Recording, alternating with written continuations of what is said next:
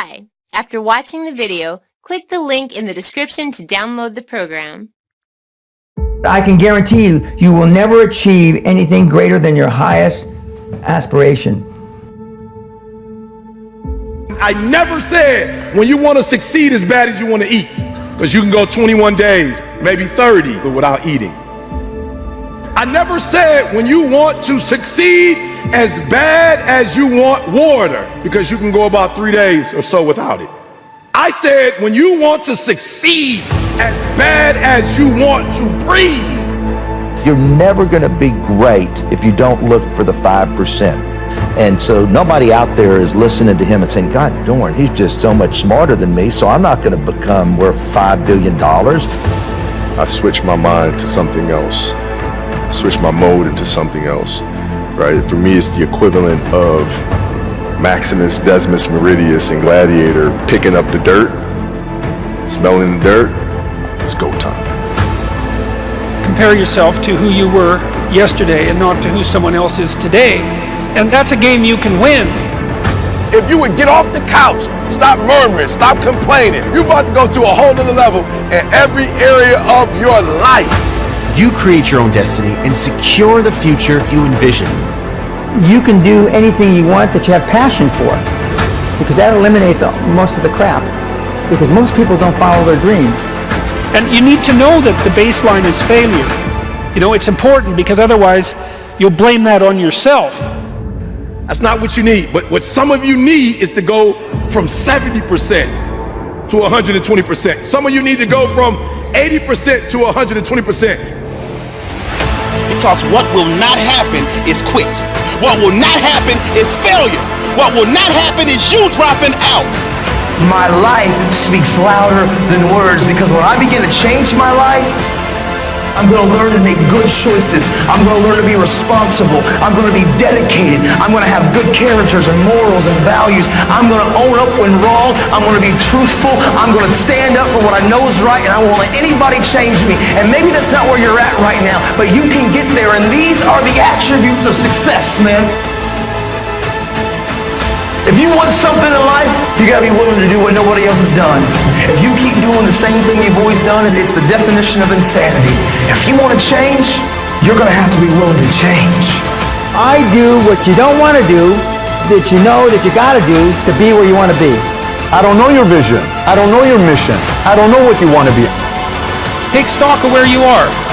You know what your advantages are and what your disadvantages are, and then you start with a little humility on the path of incremental improvement. Don't let your words guide you. Let your actions guide you.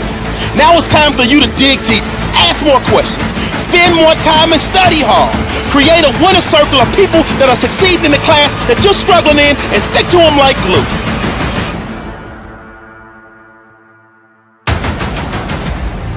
It's bloody hard to be a high-performance person. I see every day people with this mentality that the world owes them something. The simple answer here is that you need to work harder and faster. There's really nothing else. Life is a series of choices. At that moment, that choice was, quite honestly, hard work. Put your head down and do the training and take the pain, and eventually it's going to pay off. And on those days where you just got to get through an impossible to-do list, you really have to feel that if you put your head down and you take the pain, it's going to pay off. And since I'm going to do this, I'm going to harness my will. And I'm not going to let anything stop me. I deserve this. Hard work is the most precious asset you have. You know, while the other guy's sleeping, I'm working. While the other guy's eating, I'm working. But it don't work if you don't work. I found that nothing in life is worthwhile unless you take risks. Nothing. There is no in between. You're either growing or you are decaying. If you want something, you have got to be relentless. This is a winner's quality. You have that quality within you. When you're hungry, you don't care about the facts. You don't care about the odds. If you want to be an anomaly, you got to act like one.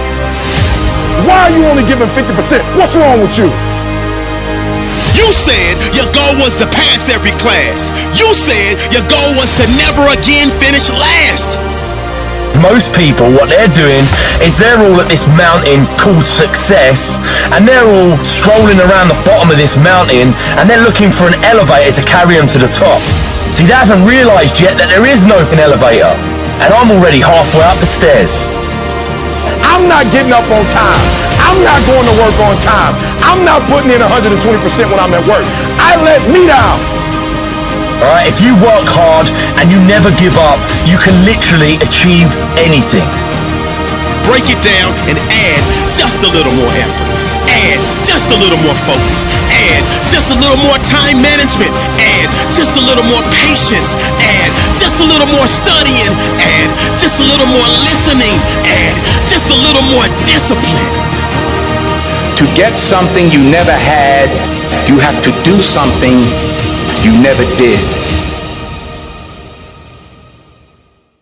I never said when you want to succeed as bad as you want to eat, because you can go 21 days, maybe 30 without eating. I never said when you want to succeed as bad as you want water, because you can go about 3 days or so without it. I said when you want to succeed as bad as you want to breathe, then you'll be successful. And so one of the things I want to do for you as an educator today, you don't necessarily need better skills per se. That's not what you need. But what some of you need is to go from 70% to 120%. Some of you need to go from 80% to 120%.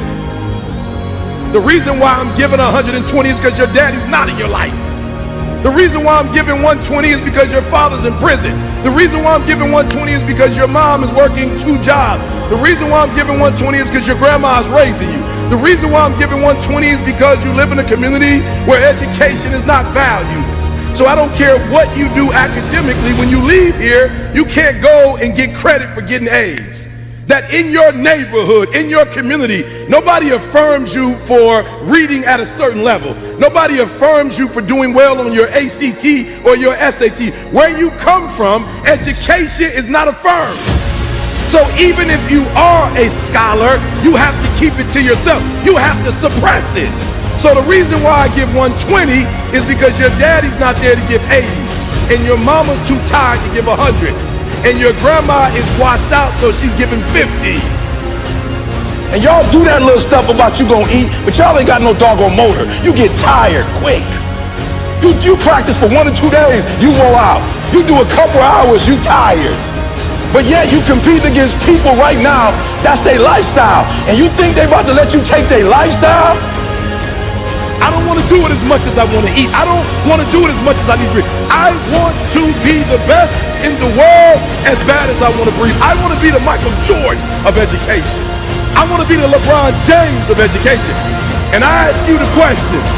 I ask you the question today. Are you giving 120? I never said when you want to succeed as bad as you want to eat. I never said when you want to succeed as bad as you want water. I said when you want to succeed as bad as you want to breathe, then you'll be successful.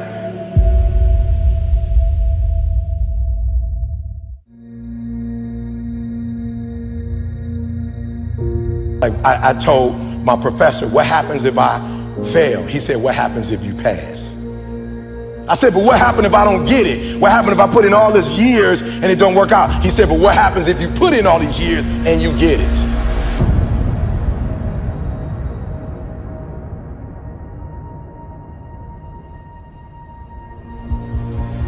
You got skill and you got will. You got skill and you got will. 2 total different things. You were born with certain things, but to get to the next level, and not just get to the next level, to stay at the next level, you gotta have will when you get to that next level. So when you play, you have to compete. When you have an opportunity, why would you give 80% when you have an opportunity? Somebody answer that for me. Y'all talk. Why would you give 80%, 70%? Why wouldn't you always give 120%? For real, you might get it, but right now what? Oh, I can't hear y'all. You may get it, but right now what? You don't have it.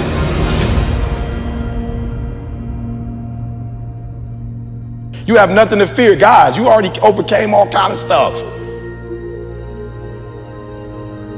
Because a lot of you don't see that what's going to take you to that next level that's going to separate you from everybody else, because you got to have something that separates you. What's going to separate you from everybody else? Right? I don't know what that is for you, but just talk about it. When you hear my videos, one of the things you notice that separates me from everybody else, I don't do what in any of my videos? I don't curse. You've never seen me cuss before. You've never seen me drink before. You've never seen me smoke. I'm not against drinking and smoking, but my brand is I don't drink, I don't smoke. What are you going to do to separate yourself? Like, I do things to separate myself from everybody else. The passion that I have when I speak, the grind that I have when I do what I do. What are you going to do to separate yourself? People you're not even going to be hanging out with. All I want to hear is E. They grinding like they never grind before. Johnny, I want to hear they out there handling that rock like E. They monsters, E. They like freaks out here, E. Like, they going hard, E. That's all I want. What's some more stuff that's keeping you from doing what you're supposed to do? I love it.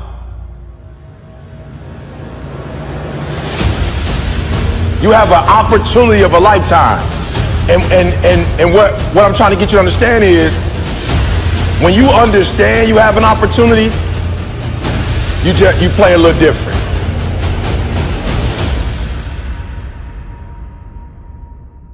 Show me your friends and I'll show you your future. Unless you want average in America, married, 2.4 kids with 1.5 dogs. But I can guarantee you, you will never achieve anything greater than your highest aspiration. If you want $1 million, you'll make $1 million, not $1.5 million. If you want 10 million, 100 million, and you'll never exceed that. If you change 1 billion lives, that's a formula to become a billionaire and change the world. Time costs lives. Show me your friends and I'll show you your future. You want to know why you're all f***ed up? Just look at the bums you hang around with. I do what you don't want to do, that you know that you got to do to be where you want to be. Ted Turner just gave his 75th anniversary party on CNN a few months ago. And he makes a couple of comments, and he says, number one, and I'm not suggesting this for everybody, it's how I lived though. First 10 years of my starting CNN, I slept on my couch. I didn't have an apartment. Bill Gates slept in the office. Steve Jobs slept in the office. And I can go down a whole list. Now these are super successful, mega wealthy guys. I slept in my office. Not everybody's willing to make that sacrifice. But it's not the only thing. But even if you don't sleep in your office, if you want to send your kids to a better school, if you want to be able to take care of your mother when she gets dementia, if you want to do, this all takes money. My children aren't getting any of my money when I die. Not one centavo, not one penny. And 2 of my kids are cool with it. One of them's not so cool with it. I'm not gonna, I think Andrew Carnegie, by the way, Andrew Carnegie, arguably the richest, most successful entrepreneur of all time, he said the best thing that you can have for a child is him to be born into poverty. And I agree.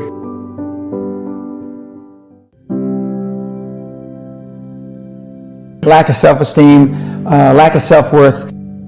Now they think they have self-worth. They think because they made a few bucks. But in actuality, and when they measure it against the other 8, 10, 12 people sitting around the table, they realize, or they start to question, hell, maybe I was just lucky.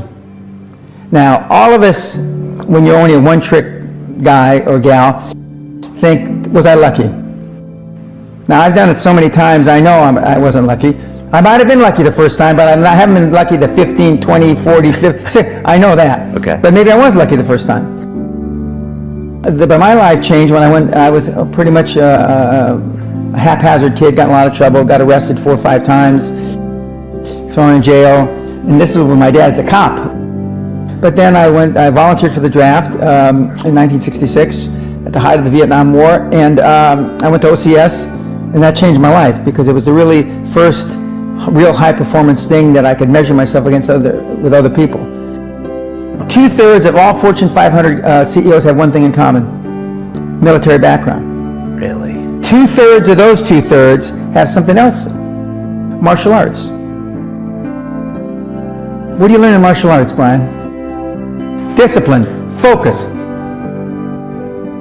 A lot of people don't believe they deserve to be there. I convince them, and we have these drills, why you belong there.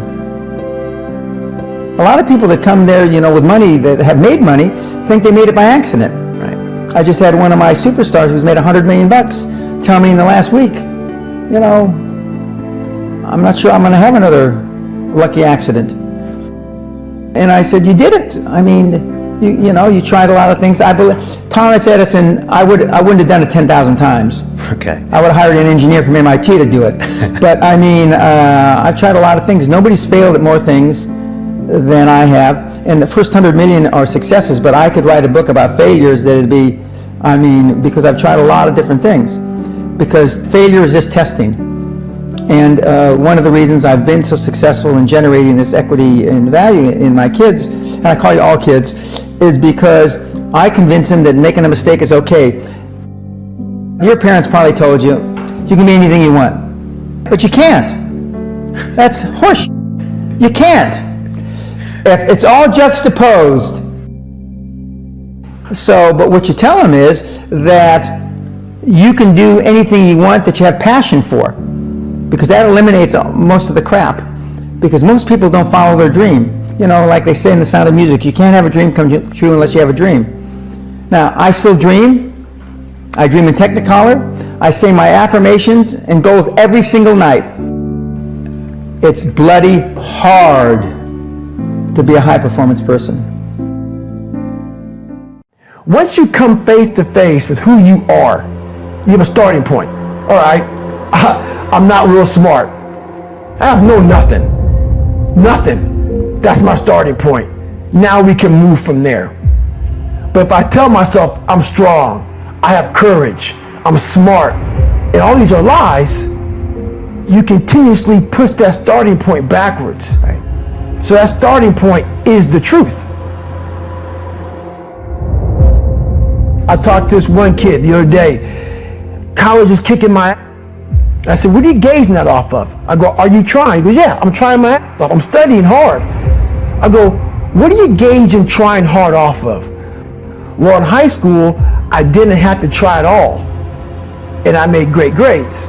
In college, I'm trying hard. You're trying hard compared to what you did in high school, which was it came easy to you.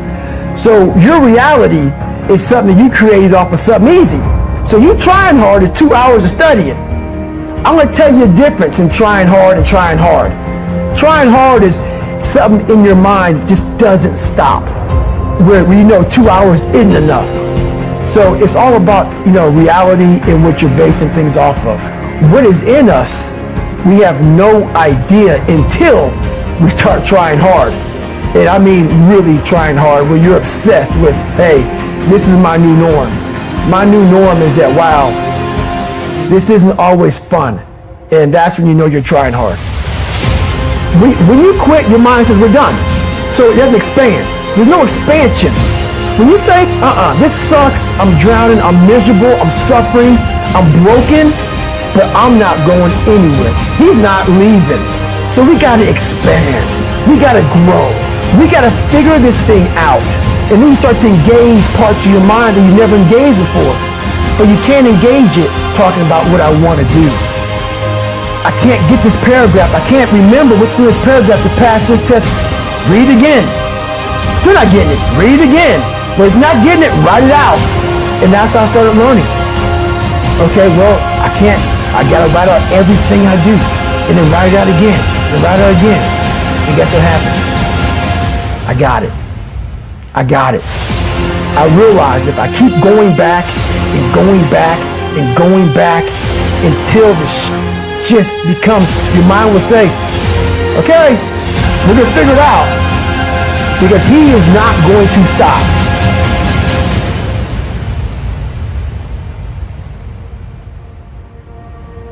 The voice in my head said, you know what, man, you're gonna die never even trying to reach your full potential. And how's that gonna feel?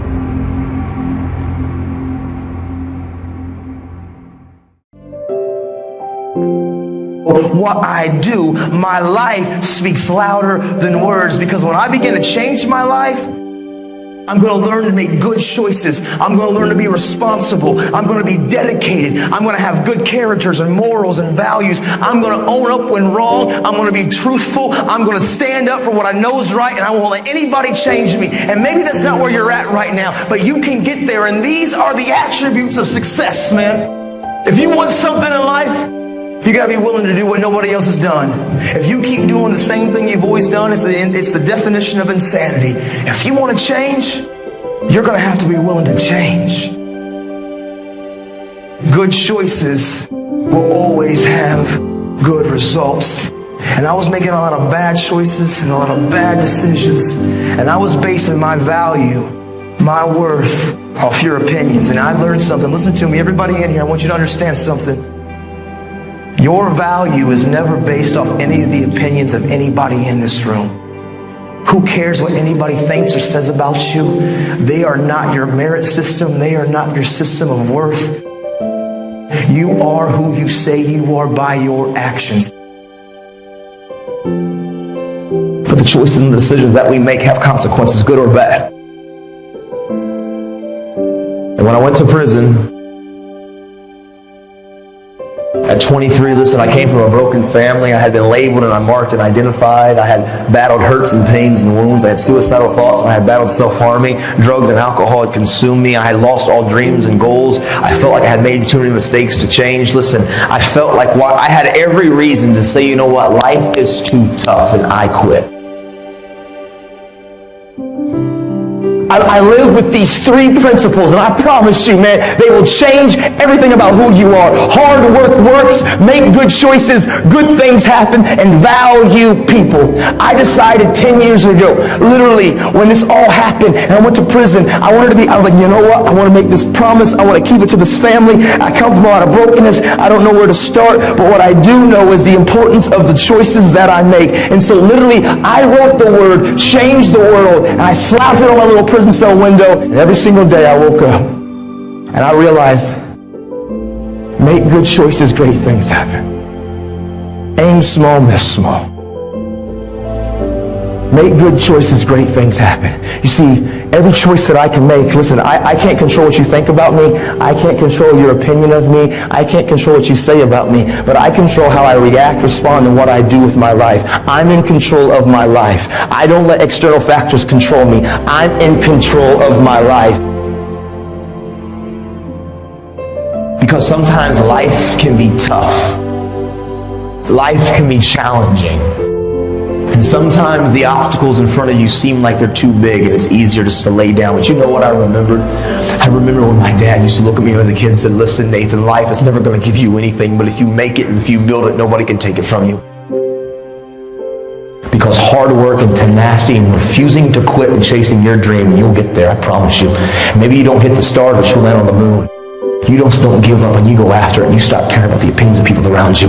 Stop blaming everybody from your hurts. Take ownership of your life. Take off your mask. Don't feed the bear. Make good choices. Be a best friend. Encourage somebody. Be a voice of hope and inspiration. This is your moment.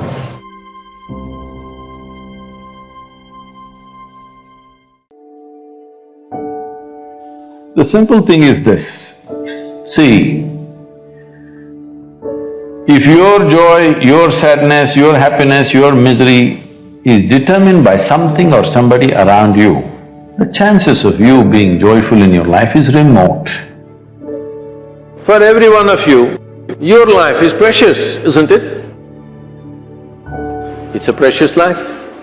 If something is precious, where do you want to invest this life? Into what do you want to invest this precious life? If this is a worthless life, throw it somewhere. If this is a precious life, what do you want to invest this life into? If you look at it this way, you will find something truly worthwhile to do. If you think in terms of how to earn a living, how to get this kind of thing, that kind of thing, then you will do something silly that you will regret for the rest of your life. Most people are a regret. That's why they're going around joylessly, because they're not doing what they want to do. They are not creating what really matters to them. They're doing something for a living. Earning a living is not a big deal for a human being. Every creature, every worm, insect, bird, animal is earning their living, isn't it so? With such a big brain, what is the big deal about earning a living? See, your ability to do things is not because you want to do things. I want to do something is my desire. Desire is just an intention. An intention won't make things happen. An intention will only set direction. Still you have to make the journey. We become too goal-oriented. Goal-oriented means we are interested in the consequence, but we are not interested in the process. Process is an end in itself. If you are absolutely devoted to the process, something will come out. But now we are interested in the consequence, not in the process. This goal-orientedness, I want to get there, I want to get there. No, I want to win the race. See, if you treat life as a race, if you have to win it, you have to get to the finish line soon. You want to? If you get to the finish line ahead of all these people, you won the race. You know what the finish line is? We'll be negotiating where to bury you.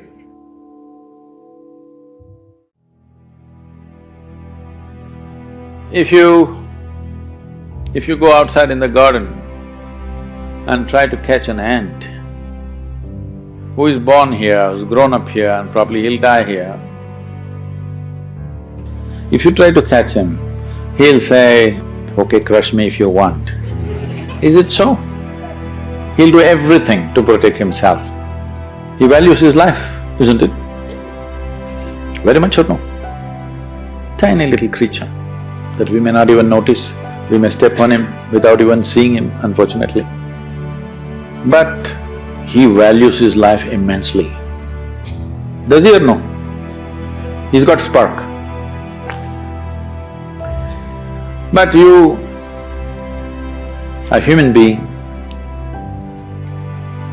at least on this planet, you're the peak of evolution, physiologically at least. What the most evolved creature on the planet means is, it has the most complex neurological system and it has the highest level of cerebral capability. That means you can think, you can remember, you have memory. You have a very vivid sense of memory and a fantastic sense of imagination. An ant doesn't have such a vivid sense of memory, nor does he have any great imagination. He has some. But he has a presence of mind about the life that he is living. Hey guys, it's Gordon here from Motivation to Study, and I wanted to take a second to give a shout out to our great friends at Audible for partnering with us on this video. Personally, I can never find the time to read as much as I'd like to, and Audible is a great way to stay informed, inspired, and entertained in the shortest time possible. With Audible, you can get pretty much any book in any genre and listen to it anywhere you are, as it has the world's largest selection of audiobooks and audio entertainment, including Audible Originals, which are stories created exclusively for audio, including documentaries, exclusive audiobooks, and scripted shows that you can't hear anywhere else. You can listen at the gym, while shopping, or in the car, as it's hands down the most convenient way for me and the team at Motivation to Study to learn. So start listening with an Audible membership today. And to get started, you're going to get a free 30-day trial where you receive your first audiobook for free and free access to Audible Originals. Just go to audible.com/motivation or text motivation to 500-500. When you get started, I recommend checking out Atomic Habits by James Clear. It's one of my recent favorites, where James reveals practical strategies that will teach you exactly how to form good habits, break bad ones, and master the tiny behaviors that lead to remarkable results. I highly encourage you to check it out. So if you want to get more reading done this year, I urge you guys to do it with Audible. Just go to audible.com/motivation and start your free trial now. That's audible.com/motivation. Or you can text motivation to 500-500. Give it a try and learn how to be the best version of you. I can hear the advice of a lot of different people and say, okay, thank you. This is what I want to do. And I'll stand by it. I will never blame someone for my decisions. No, it's my life. Conflict. Fight back. I'm saying this. Put together your thoughts logically and come back at me. Like, I want you to convince me that I'm wrong. Like, find the holes in my argument. Find the gap in my thinking. It's like, here's my strategy, and I am prepared to do what it takes to stay alive. Like, what I tell my investors is, like, all you need to know is that I will be standing at the end of this match. That's it. And like, if I have to all of a sudden do an uppercut that I've never done, or like switch to southpaw out of nowhere, hey, I'll do what I have to do, because I'm going to win this fight. In the end, say whatever you want to say about someone's fighting style. If they won, they won. Wanting very much to make sure that little girls who look like me believe that they can do anything, and believe that they can do more than just media and entertainment in particular, and believe in the value of their perspective. And so that's what gets me up in the morning. And then everything else, the details, is like, I can push through that day. And what I found is that instead of trying to live a successful life, if you aim to have a successful day, if you have 13 out of the 24 hours of your day, if you won those hours, you won the day. And if you win most of the days in a week, you won the week. You know, we just need a simple majority here. If you win, most of the weeks in a month, there you go. Most of the months in a year, most of the years. And all of a sudden, look at that. Without even trying, you've been able to kind of get somewhere. When I say, I know who I am, I guess the unsaid portion, though, is like, and then for the things I don't know about myself, I'm open to finding out. And so I think the idea is to think about our lives as a constant research experiment. Who I thought I was and what I thought I wanted when I was 19 is, to a certain extent, similar, now, but there's also a lot of difference in the nuances and the details of the execution. And I think what it is that, like, we all have a core that, like, is our soul, that is our kind of ethos that we're born with, that's our ethical nature that we get from our families and our friends and, like, where we grew up, that, ideally and hopefully it's good. And I think that nugget, that's always unchanging, and you have to figure out who that is, what that is inside of you as soon as possible. And I've always been a very reflective person. I've always been someone who will ask myself, every 6 weeks or so, am I happy? And it's a really simple thing. It's just like, the answers are either yes or no. And if it's a no, it's like, okay, well, am I doing things that, while right now maybe I'm not, like, blissfully happy, are working towards something that I know will make me happy? You know what I mean? Like, and am I generally happy with the idea of the trade-offs that I'm making right now, or that I have to deal with? Does that make me happy? And if that's a yes, it's like, okay, cool. But if it's still a no, it's like, oh, stop everything. Nope, this doesn't make sense. But so with that, you come back, you're like, okay, I need a solution. And so I started doing the check-in, which I do it's more like you can sense, if you take some time to be quiet, You can sense when you're not in equilibrium, and then that's when you ask. That's it. Just running without taking a time to just know where you are, I mean, then there's probably going to be other symptoms where you're just overeating or overdoing this or not sleeping. Like, people will be able to tell you, yeah, you don't look balanced if you asked.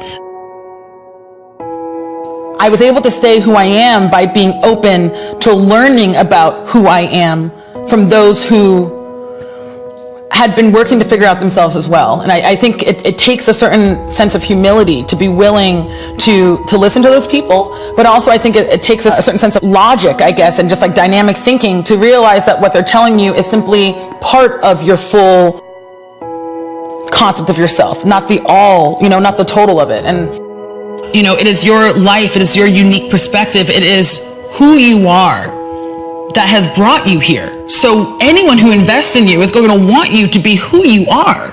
They're going to have to trust that being who you are, even if it's different from who they are, that's going to be the thing that's going to take this to the next level, no matter what.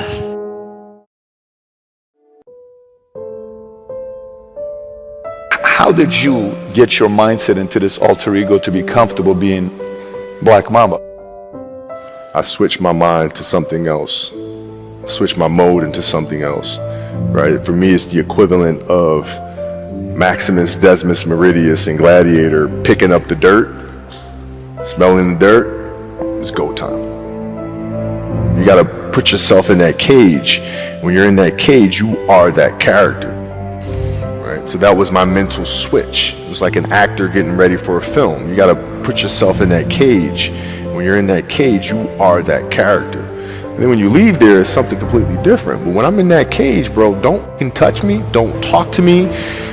Just leave me alone. The definition of work. What is the definition of work? Activity involving mental or physical effort done in order to achieve a purpose or result. Working hard is the cost of entry of winning. You know nobody on earth that's made it that didn't work hard. There's a point in time where you have to absolutely get up and stand on your own 2 feet and say, this is the way in which I want to leave my impact on the world. Every day trying to be better and trying to improve yourself by 1 or 2%. Fulfill things, set yourself a couple of tasks, do or die tasks a day, get them done. Feel better, move on to the next thing. Well, this is work. I don't know your vision. I don't know your mission. I don't know what you want to be. I don't know who you want to be. I don't know how big you want to build. I don't know how big of a legacy you want to leave. I don't know your vision. I don't know your standards. I want to take calculated risk, to dream and to build, to fail and to succeed. For us to set goals and not achieve them, it's on us. There has to be a burning desire inside of us to do more, be more, and become more. I heard someone once say that greatness is within you, but it's dormant, it's bottled up, just waiting for the moment to unleash and show the world how great you really are. Yeah, you gotta lead by example. You gotta show them. And that's what I tried to do. So think of your first week of classes as your opportunity to establish positive momentum. It was an everyday process in trying to figure out strengths and weaknesses. I don't want anybody to be able to say, well, he's not willing to do the work. So everything I saw, whether it was TV shows, whether it was books I read, people I talked to, everything was done to try to learn how to become better. Everything. And so when you have that point of view, then literally the world becomes your library to help you to become better at your craft. Imagine if you wrote it down, you knew you were going to achieve it. Imagine if there was no procrastination in the things that we do. Imagine for a moment if you were someone who went out and executed on the things that you said you were going to do, because self-commitment is something that you absolutely have written on your heart. Like, what if we were the people who absolutely operated on the words that we told ourselves? You know, you want to be a little bit better in some way tomorrow than you are today, but it's not going to be in a linear path. Again, these go through cycles of stress and recovery. If you're doing your best, if you're really laying it out there, there's nothing more you can do. I'm doing my best, and there's nothing more than that. Compare yourself to who you were yesterday and not to who someone else is today. And that's a game you can win, because you could be a little better today than you were yesterday. And that's a good thing. You're a little better. That's a good thing. And you know, no doubt there are some things that you could improve. You know, if you sit and meditate for any length of time about what you're not doing optimally, answers will spring to mind. You know, you could be getting up earlier. Comparing yourself to who you are now, that's a game you can win. Take stock of where you are. You know, what your advantages are and what your disadvantages are. And then you start with a little humility on the path of incremental improvement. And you know, incremental improvement compounds. And so you can get a long ways. Trajectory, in some sense, is more important than position for human beings. I mean, if you're starving to death, that's not the situation that I'm describing. But you know, if you've got the bare necessities of life, you're not surrounded by absolute privation. What you really want is to see that you're on an uphill path, you know, something that's got the right slope. And you can start anywhere on that path. And you can improve 0.5% a day or 0.25% a day, and you think, well, that's not very much. It's like it's 100% in 4 years. And that doesn't count compounding, you know, which means it's actually going to happen a lot faster. I think that the possibility that you can make yourself slightly better on a continual basis I think that's something that's accessible to everyone. I think that's equivalent to leading a virtuous life. And you know, I talked about the terrible catastrophe in some sense of differences in intelligence and differences in conscientiousness and so forth, and the downside of the meritocracy, but there is something to be said for virtue and truth. You know, and that is one thing. Another thing that I've noticed about people who've been phenomenally successful is that they really do everything they can to live a truthful life. And that, you can get a bloody long ways by being honest. The first thing I think you need to understand is that these people that you're comparing yourself to, you don't really know very well. What that means is that you see their shiny outside, but you don't see the reality of their life. People have hard lives, and even people who are comparatively fortunate have hard lives. The ideal that you're observing that makes you jealous and resentful is in large part an illusion that's created by your own mind. You're quite different from other people, and you shouldn't be comparing yourself to them because they're not like you. You know, they don't have your family. They don't have your temperament. They don't have your troubles. They don't have your abilities. The only person that has those is you. Compare yourself to who you were yesterday and not to who someone else is today. And see, that's a game you can win. Most creative people fail at producing their creative product and monetizing it, right? So your default position, if you're a creative person, is you're going to fail. And that's because it's hard to come up with something new, and it's hard to present it to the market at the right time, and it's hard to market it. Like, those things are really, really difficult. And so what successful entrepreneurs do is they just keep doing it over and over and over and over and over and over and over. And eventually, if they're fortunate, one of their ideas happens to hit the right place at the right time. And so that's also Darwinian in some sense. You know, you're creating all these little enterprises that are sort of alive. They're run by people after all, and even if your idea is good, that doesn't mean it will be successful. There's so many things that have to be taken into account. So this is partly why persistence, and that's part of conscientiousness, is so useful. It's like, you know, what do they say? If at first you fail, then try again. And that would probably mean try something different rather than the same thing. But persistence is helpful because it enables you to run many, many experiments. And you need to know that the baseline is failure. You know, it's important because otherwise you'll blame that on yourself. You know, and some of that's useful because there's probably some things that you could improve about yourself, but it's very difficult to go from 0 to 1, you know. If you're starting out as a salesperson, for example, the hardest sale is the first customer, and then, you know, they get easier with each additional customer. Be careful who you share good news with, because you want to share good news with people who are going to be genuinely happy for you, and that's one way that you can identify those people who are truly on your side. Be careful who you share bad news with, because that's equally tricky. You know, you want someone who will listen to you when you're having trouble and allow you your grief, especially if it's a consequence of something tragic, and who won't try to one-up you, you know, because often when you're talking to people, they'll be thinking about what they have to say that's worse, and that's not helpful if you need a listening ear. Make one room in your house as beautiful as possible.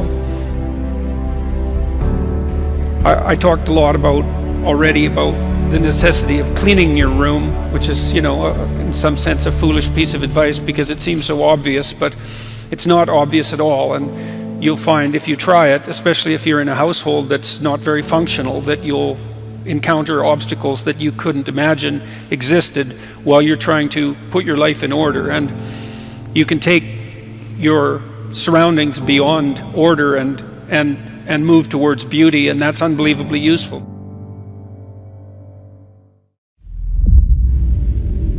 Another sunrise provides another opportunity for you to undo the unwise things that you did that almost led to your academic demise. Since health is wealth, you exercise your option to revise your study habits. And to the surprise of not only you, but all of your instructors and advisors, you all of a sudden appeared smarter and wiser. See, they had you flagged for failure, but never had the heart to tell you. I know so many students can relate to the struggles in this story, but very few ever overcome and achieve the glory, because so many fit into the woe is me category instead of the oh it's me category, which 9 out of 10 times it is. See, you're the one that keeps getting to class late. You're the one that decided not to study because you had that date. You're the one that never asks questions and keeps making mistake after mistake after mistake. You're the one that keeps making excuse after excuse after excuse for why your academic status is in an unsatisfactory state. So the question I have for you, why are you even enrolled in school if you have no desire to try? I think I know the reason why. It's because you forgot about your why. And this is the very moment I need you to go stand in front of a mirror and look yourself eye to eye. It's heart check time, because you were born with greatness embedded in your soul. You were born with a gift to share and a phenomenal story to be told. You were born with a will to succeed and the brilliance to create and achieve goals. You were born to be mentally and physically rich and receive your pot of gold. But up to this point, your storms have not produced a rainbow. And thus it's time for you to take a different angle, a different approach. So right now, I'm your new mentor. I'm your new coach. And I'm not here to stroke your ego. I'm here to get you away from them turkeys and back to soaring with them eagles. Because you forgot that you said your why was to be the first one from your family to graduate with honors. You said your why was to never again be average, and to do that, you had to be a scholar. You said your why was, you fill in the blank. And let that be all the fuel that you need to put back in your tank. And now that you're re-energized, I expect you to quickly rise up your class rank and get back on track to graduate, which means more money in the bank. You can thank me later. But right now, you got a paper that's due. And you got to do what you got to do, which means focus, concentration, and execution until you get through. So this is the moment that your gray skies of academia turn blue.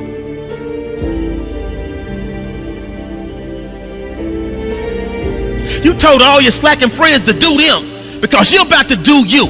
Because you refuse to be in that 57% of students that don't graduate on time. Your light was dim and flickering, but now it's about to shine. They might not like it, but they gotta respect it. Greatness requires planning.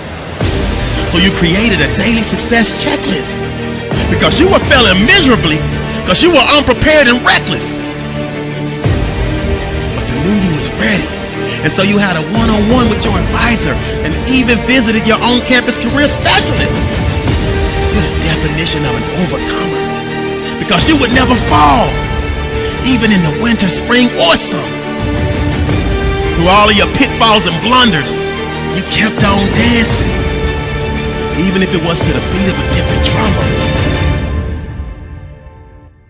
So this is for any student who feels like their life and school balance is unbearable.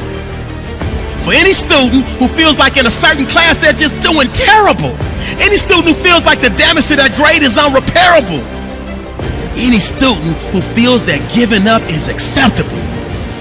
Because giving up is unacceptable.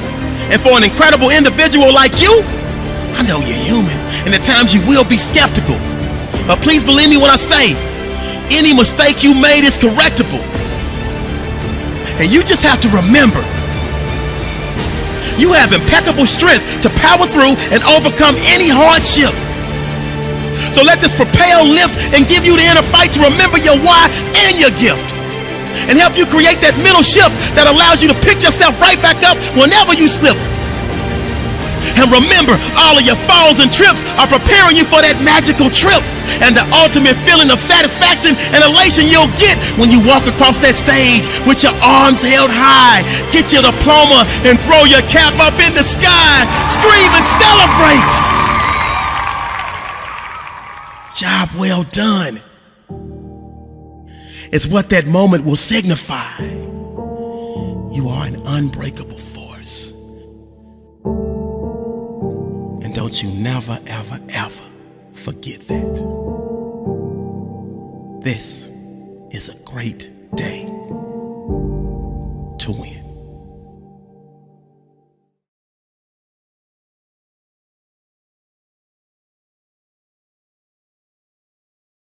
You're never going to be great if you don't look for the 5%. You know, I think that you can pick up from talking to me that I'm not on a different level, okay? These are pretty simple, basic tools. And so nobody out there is listening to him and saying, God darn, he's just using words and he's just so much smarter than me, so I'm not going to become worth $5 billion. That book is bullshit, okay? He's just naturally smarter than me. I think you can see that I'm no smarter than anybody else in this room. I just use certain little basic tools to be successful every day. Take the word no out of your vocabulary. Worry about your customer. No spare customers. Use the 95-5 rule. Separate yourself from everybody else. Be the bull at whatever you do. And on and on and on.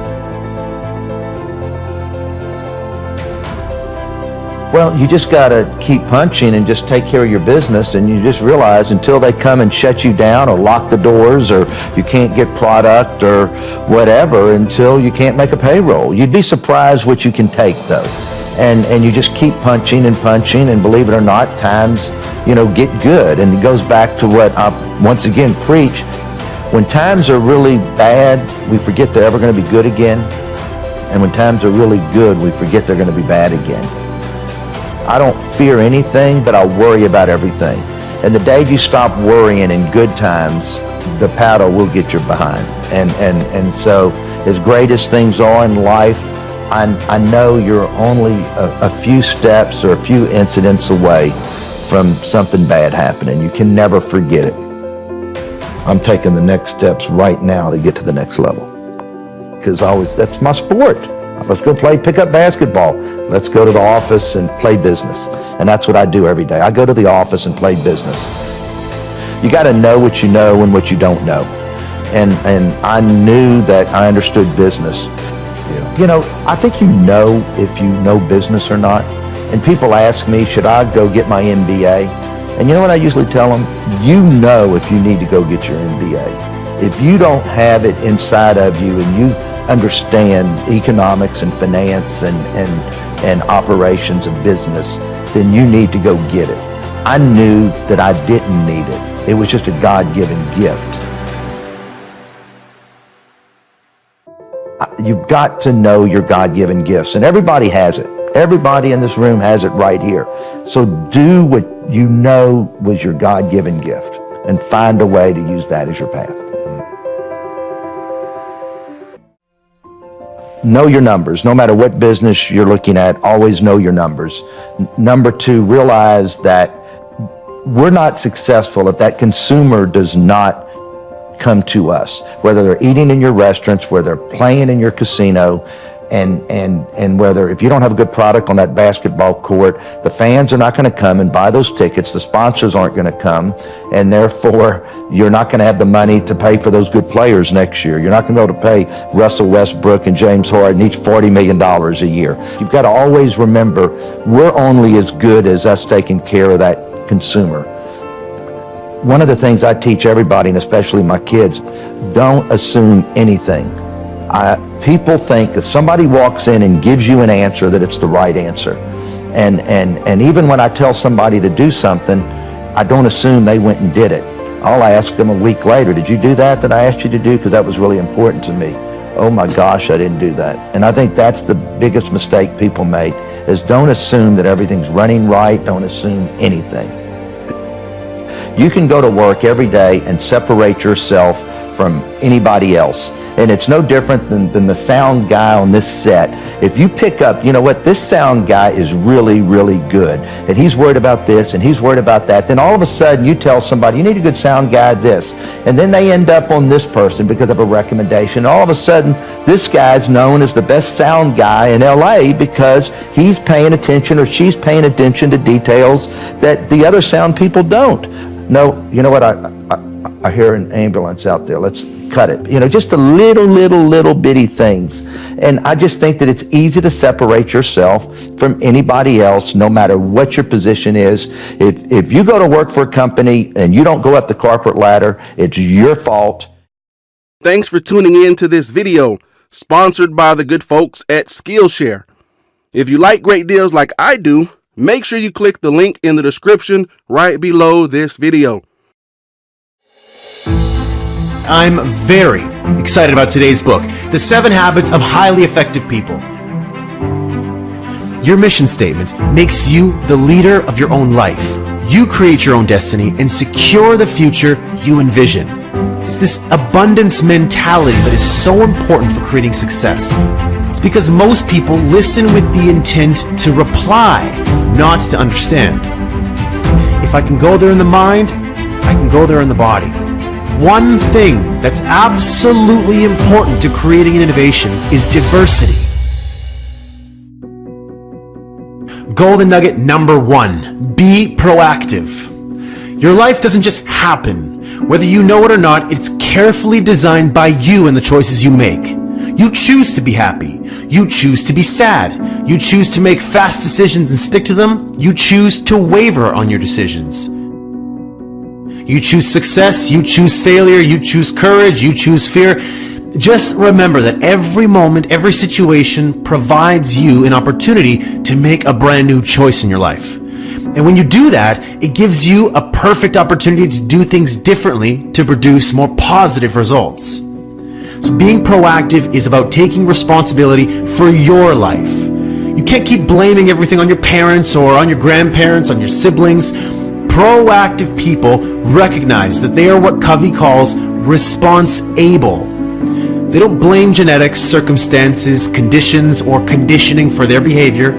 They know they choose their behavior. Reactive people, on the other hand, are often affected by their physical environment. They find external sources to blame for their behavior. If the weather is good, they feel good. If the weather is crap, they feel like crap. All of these external forces that are outside of our mind, that are outside of our control, they act as stimulus that we respond to. Now, between the stimulus and the response is your greatest power. You have the freedom to choose your response. One of the most important things you choose is what you say. Your language is a good indicator of how you see yourself. A proactive person uses proactive language. I can, I will, I prefer, and so on and so forth. A reactive person uses reactive language. I can't, or I have to, or if only. Reactive people believe they are not responsible for what they say and do. They don't have a choice. Instead of reacting to or worrying about conditions over which they have little to no control, proactive people focus their time and their energy on things that they can control. The problems, challenges, and opportunities we face all fall into two areas: the circle of concern and the circle of influence. Proactive people, they focus their efforts, their time, their energies on the circle of influence.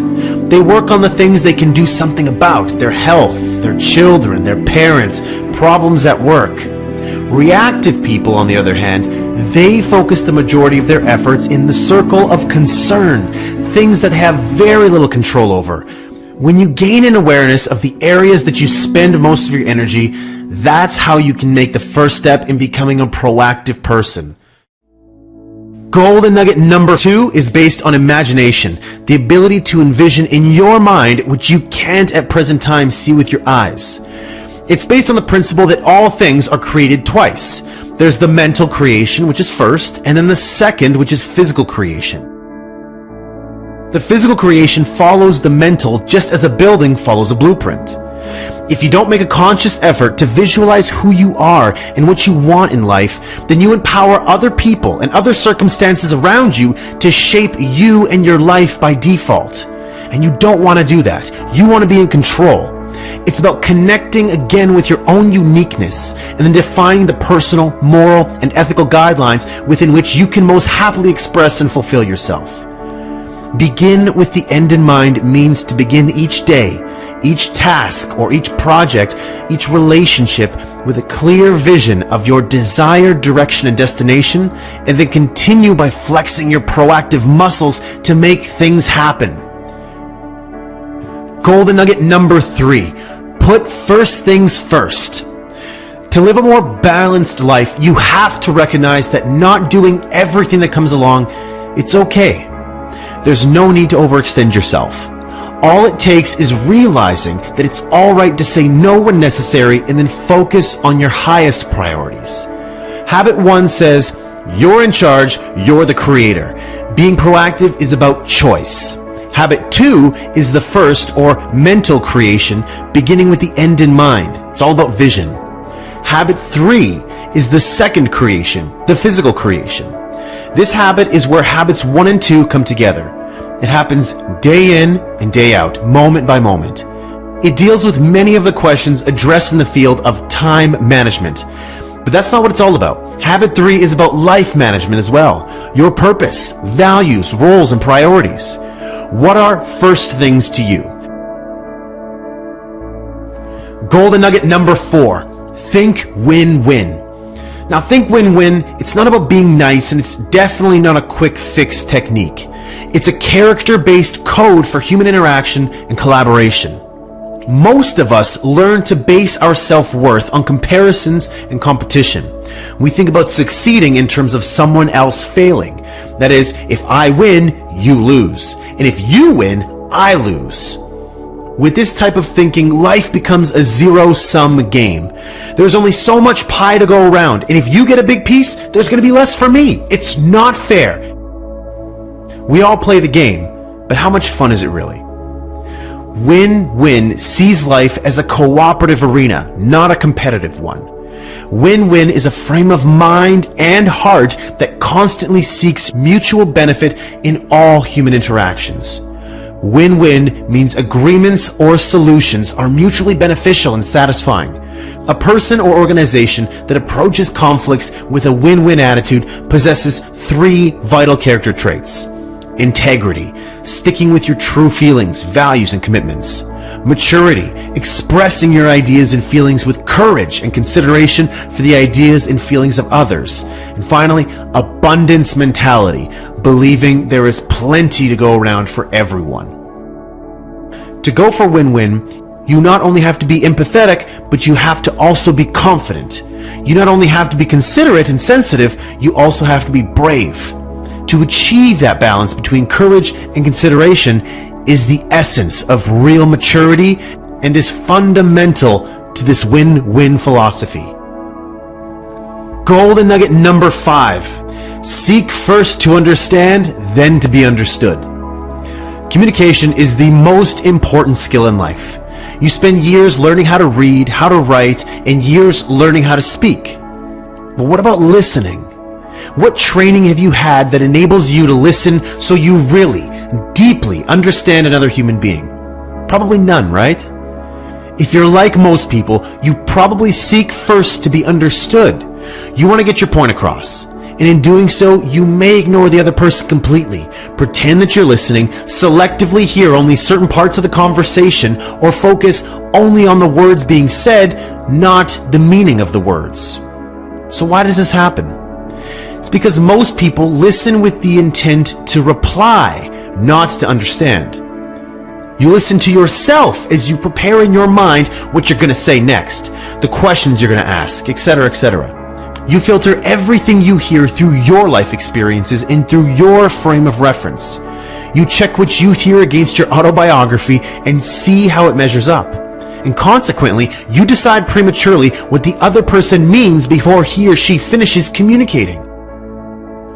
Golden nugget number 6. Synergize. Now, put simply, synergy means 2 heads are better than 1. Synergize is the habit of creative cooperation. It's teamwork, open-mindedness, and the adventure of finding new solutions to old problems. But it doesn't just happen on its own. It's a process, and through that process, people bring all their personal experience and expertise to the table. Together, they can produce far better results that they could not do individually. Synergy lets us discover jointly things we are much less likely to discover by ourselves. It's the idea that the whole is greater than the sum of the parts. When people begin to interact together genuinely, and they're open to each other's influence, they begin to gain new insight. Do you truly value the mental, emotional, and physiological differences among people? Or do you wish everyone would just agree with you so you could all just get along? Differences should be seen as strengths, not weaknesses. They add zest to life. Last but certainly not least, golden nugget number 7. Sharpen your saw. Now, sharpen the saw means preserving and enhancing the greater asset you have. You. It means having a balanced program for self-renewal in the 4 areas of your life. Physical, social, emotional, mental, and spiritual. Now, here are some examples of different activities. Physical, beneficial eating, exercising and resting. Social emotional, making social and meaningful connections with others, friends, family. Mental, learning, reading, writing, teaching. Spiritual, spending time in nature, expanding spiritual self through meditation, music, art, prayer, or service. As you renew yourself in each of the 4 areas, you create growth and change in your life. Sharpen the saw keeps you fresh so you can continue to practice the other 6 habits. You increase your capacity to produce and handle the challenges around you when you sharpen your saw. Without this renewal, the body becomes weak, the mind mechanical, emotions raw, the spirit insensitive, and the person selfish. Feeling good, it just doesn't happen. Feeling good is something you have to work on. Living a life in balance means taking the necessary time to renew yourself. Again, it's all up to you. It's all in your circle of influence. It's something you control. You can renew yourself through relaxation, or you can totally burn yourself out by overdoing everything. Just remember that every day provides a new opportunity for renewal, a new opportunity to recharge yourself instead of hitting the wall. All it takes is the desire, knowledge, and skill to know how to do it.